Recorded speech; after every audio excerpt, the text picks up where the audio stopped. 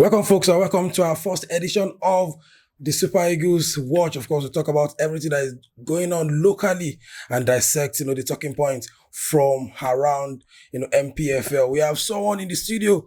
It's a privilege to have that person. I won't, let the cat out of the bag. Let me just give you a preview of the person we have in the studio.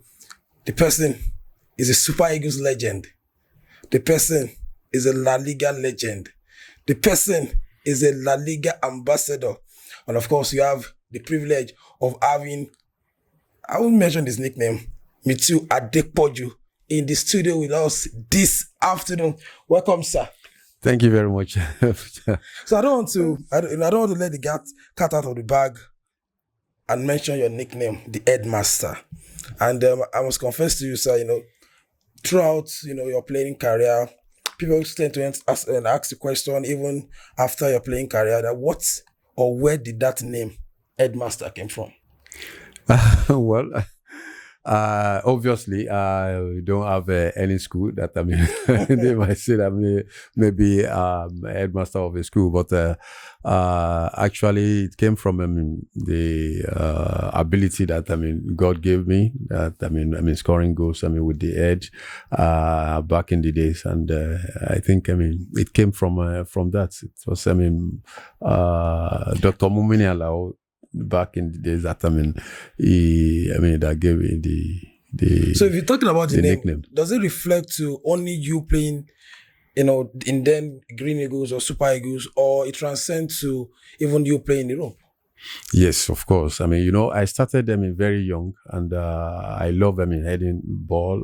Going up to head the ball, and I scored so many goals before I traveled, both when I was in secondary school and even playing in the FA League, then the Nigerian League, which I played both second division and eventually in first division with Julius Berger, and when I was in Shooting Stars too in second division. So before I traveled to Spain, so. It was, from there I continued developing it and, mastering, the skill, and that was how the nickname came. But actually, it was when we were, that, people started knowing me when we were in the under 20. And I can still remember the semi-final against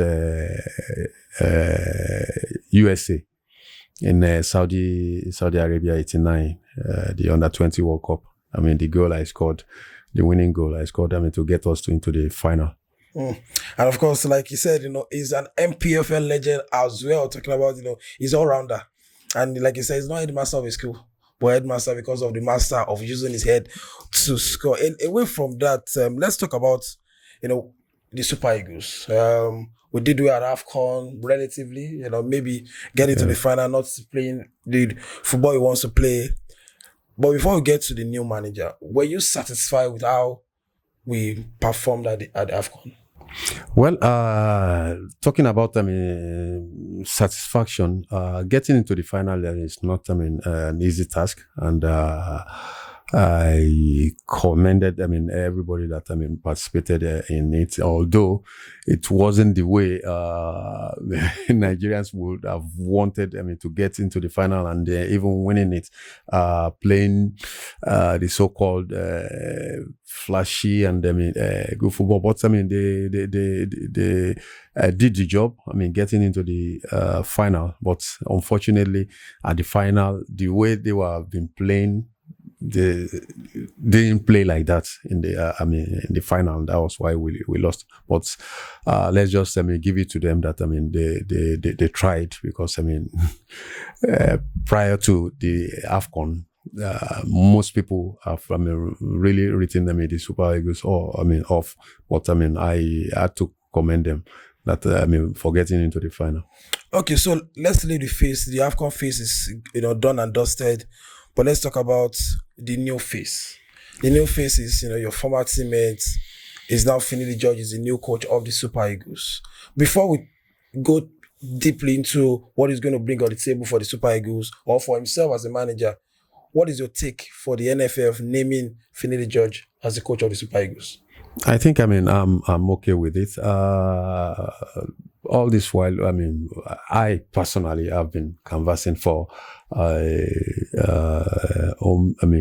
coach, home-based, coach, which is, a Nigerian coach, because I know that, we have, some coaches that, have, the capacity. Probably, people will be thinking that maybe they have not coached but experience is, gained from working. So, when, Finidi was announced, I was, happy with it. And I think, it's a good beginning, which I think, is going to bring a very, fruitful, ending, for the Super Eagles. So if you leave Finidi George, let's talk about the assistant coaches. Are you satisfied with Dynamo Kaji into the fold? Remember, it was the same who won them their last AFCON. Yes. I'm satisfied. with him. He was there before. He knows. The ground. He knows everything, and he's been in football. He's an insider, and he has been with Keshi. May his soul rest in peace. And they did very well. So I think it's another new dawn, which I believe is going to help Finidi to succeed. Okay, and if you talk about succeeding, Headmaster, let's talk about what we have in front of us. We have the World Cup qualifiers against South Africa and Benin Republic. It's a must win because of what we've done against Lesotho and Zimbabwe. But from the call-up, the first call-up of Finidi George, were you satisfied? Are you looking to see any other a new player in the fold, or you just feel like this is the players that can execute the qualifiers for us? Well, I think the players, because we have a lot of players around there, and anyone that is called up, I believe is worth it to be called. And actually, I didn't see Ekong and Omero in the call up in the defense, but I think the ones that were called. I don't know whether because Ekong has not maybe he's not yet fully recovered. Fully, and I don't know what happened with Omero, but I still believe that the call up was was good. I look at the midfield too, and the attack. We still have so many players that could get in there, but I'm satisfied with the ones that he has called. So if you talk about you talk about the AFCON, that is not the flashy way. From your own playing time to what we've seen from the Super Eagles, do we have a Super Eagles way of playing, or do you have a Nigerian way of playing football? I will think that because we have not been consistent and with the tradition and all that, there is a way that Super Eagles play. Although things are changing, but I still believe that if we want to change, with the way things are at the moment, we can still have define our own way of playing football. I still believe that we used to play 4-4-2. Then there are so many tactics and formation that could be played, but with the same system or the same flair in which Nigerians are known the Super Eagles for in the olden days. So I still believe that the present Super Eagles can bring that back. So like you said, it's a must win for us in the qualifiers. What should Finidi George do differently? Because we need to secure points in Akwa Ibom against South Africa and go to Abidjan, where Benin Republic are playing, and secure maximum points. Well, I think it has to do with the technical crew and the players too. They must have their mind and their vision. They must have the same vision. Because they must come together, and Finidi must tell them. I think they know too, because they are professionals. They know that if they don't win those games, it's going to be very, very difficult to qualify for the World Cup. And World Cup is very, very important. and they will want to be at the World Cup. I mean, so that's the reason why all of them should come together and work very hard and go for it, because there is no other way that they can do it than being together and all that. So I just believe that Finidi should cycle all the players up and fire them up to get into the field. 90 minutes, 100 minutes, they should be on top of the game and try and win. And if you talk about the squad as a whole, we have just 2 NPFL players in the team. The Olonleke from Eimba goalkeeper, and of course the new addition to the team, Ismail Sadiq, the right back for Remo Stars. How can we integrate the NPFL players? Good news for us. We have Finidi George who managed Eimba to winning the title last season. How can we integrate, outfield player, not really the goalkeepers, outfield player to compete with the foreign or the European guys? I think, it's very possible. It's very possible. The only thing is that, we believe that, the foreign players are the ones that are in form. I still believe that, there are good players in our league, and I just want to think that, in some positions, which probably Finidi and Amokachi sees, and that, probably it is not necessary to bring a foreign players, Nigerian-based, home-based players, could fit in there. There are so many players that, if given the opportunity, they're going to take it. Okay, so still talking about the NPFL, you work with Shooting Stars in some capacity, as a GM, during, some years back. Let's talk about how we can make the NPFL marketable. This season have not been really good in terms of marketing, in terms of coverage, in terms of officiating, in sponsorship. From your own experience, as an administrator, as a former footballer, and of course, you've done so much when it comes to academy as well, and as a La Liga ambassador, how do you feel like, I won't say we should talk about how we can be La Liga, but how can we make the NPFL or our local football very marketable? Well, I think, everything, lies on, I would say everybody, every one of us, coming together. And, the clubs too. It's, very, very important. If, the clubs, have, very good, structure, professional structure. Yes, I know that there are some clubs, like Remo Stars, they are having a very, very good structures, professional, and look at, the kind of, facilities and everything that they have, and the way they play football too. And there are some other clubs too, like, Sporting Lagos. I was at the stadium, some weeks back, and I could see the match day experience, match day. What is offered to the fans and all that, and all these things. If sponsors, see that things are moving and at the club and everything is being done professional. I believe the sponsors would like to come, because what the sponsors want to see is the numbers and at the stadium, and the kind of fans and all that. And I believe Shooting Stars is trying to do things like that too.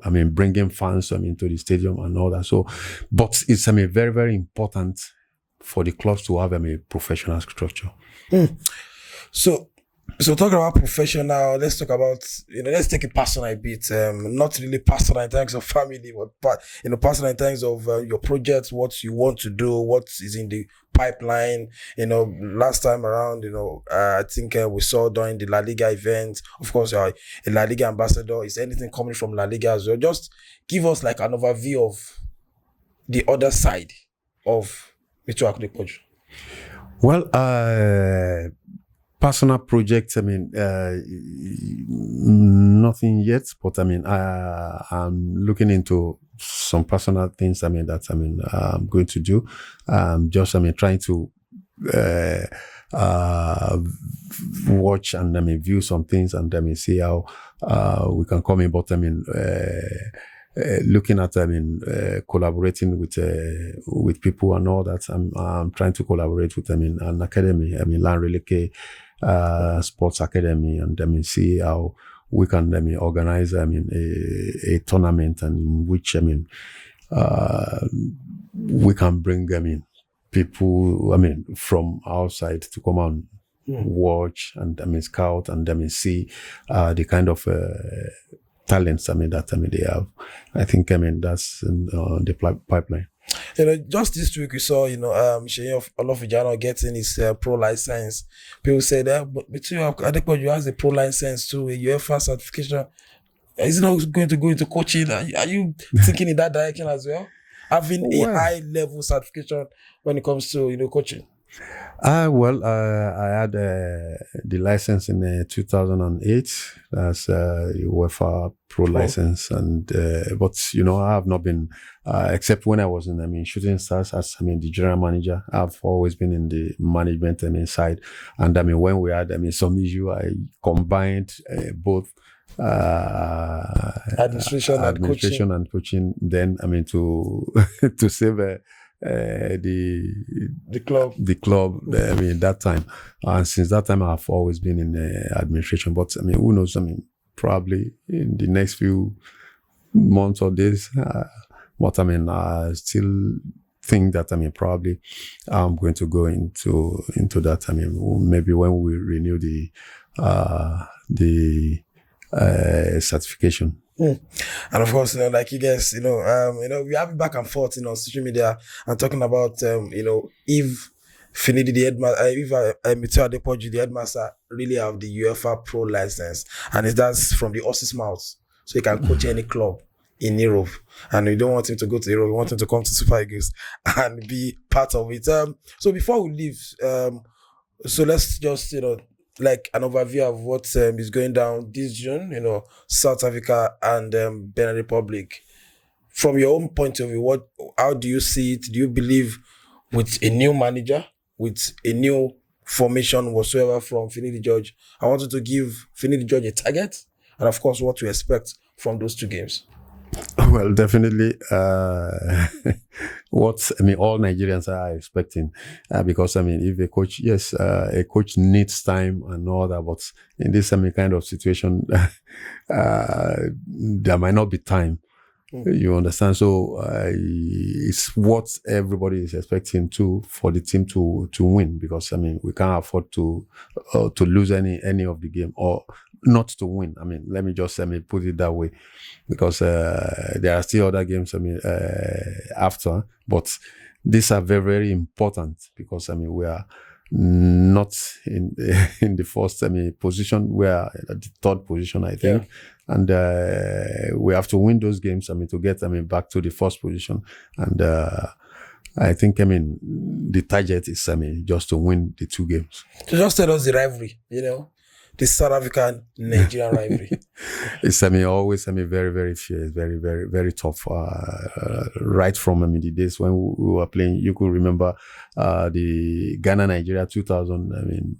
When we defeated them in the semi-final, we beat them 2-0, and now ever since then we have been beating them until some few years back. with General Rod that they came to beat us. But definitely, and even at the last AFCON, what the rivalry was and all that. So definitely it's going to be a very, very fierce one, and they're going to come with intention of winning. But I believe the Super Eagles, the players will know what is at stake, what Nigerians want, and I believe they're going to do the job. Okay, so before I let you go, sir, let me put it on the spot. Will Finidi just take us to the promised land? Yes, I believe, and the promised land is qualification for the World Cup and AFCON. Exactly. I believe you can do it.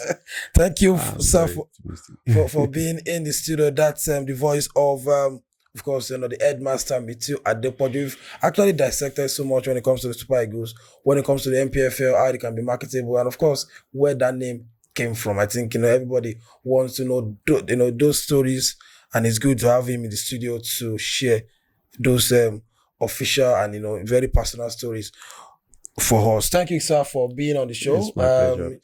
We do it, subsequently, maybe we Yes. even bring our camera to one of the La Liga events and do, some content when you come for the La Liga event. So thank you, No sir. problem. Like I said, it's NPFL legend, La Liga legend, La Liga ambassador, Super Eagles legend. It's a privilege to have. And the funny thing is, it's the first legend to be in the studio, so it's a privilege for us to have our own very own. Super Eagles legend Mutiu Adepoju in the studio with us. That's Super Eagles Watch. Of course, on this Puja Dissect, make sure you follow us across our similar platform. Make sure you subscribe and get our videos as they drop. Till we come away again. Bye for now.